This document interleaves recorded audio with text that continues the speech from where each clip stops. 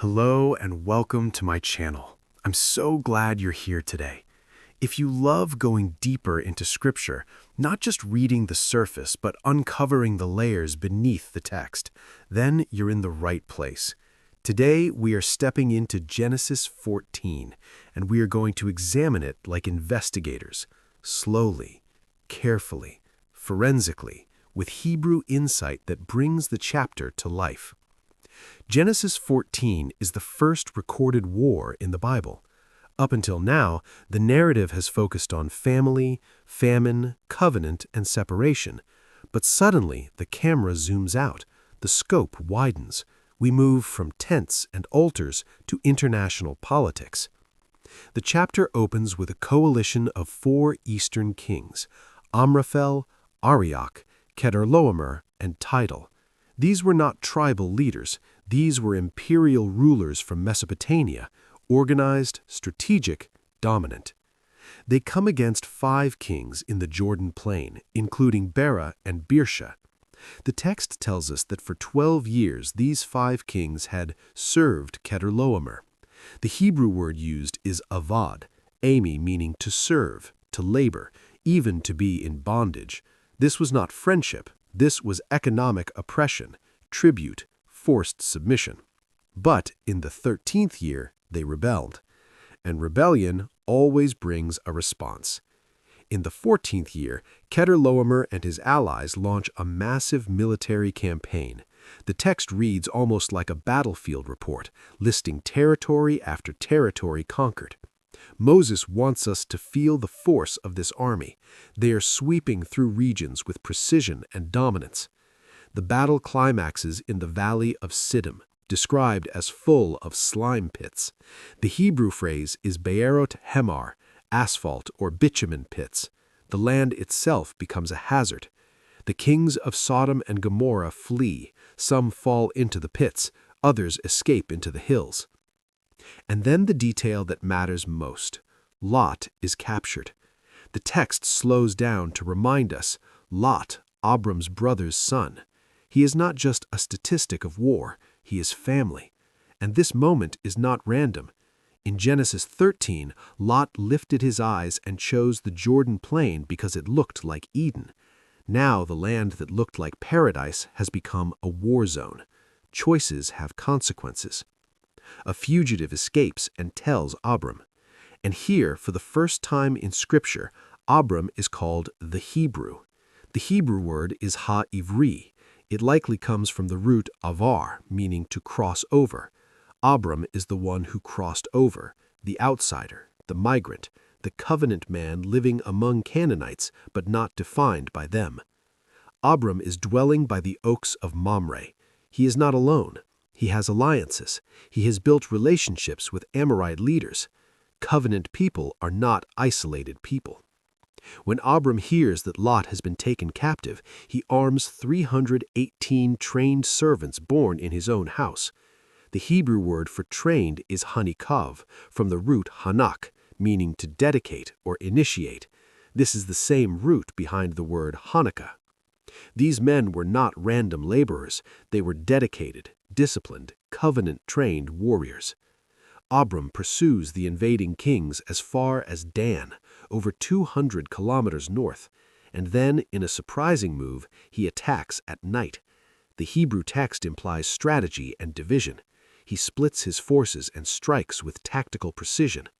A nomadic shepherd defeats imperial kings, not because he is stronger, not because he has numbers, but because Genesis 12 still stands. I will bless those who bless you, and curse him who curses you.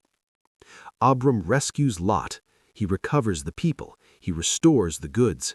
And then comes one of the most mysterious encounters in the entire Bible. As Abram returns from battle, 2 kings come out to meet him. One is the king of Sodom. The other is Melchizedek, king of Salem. His name in Hebrew is Malkitzedek, meaning king of righteousness.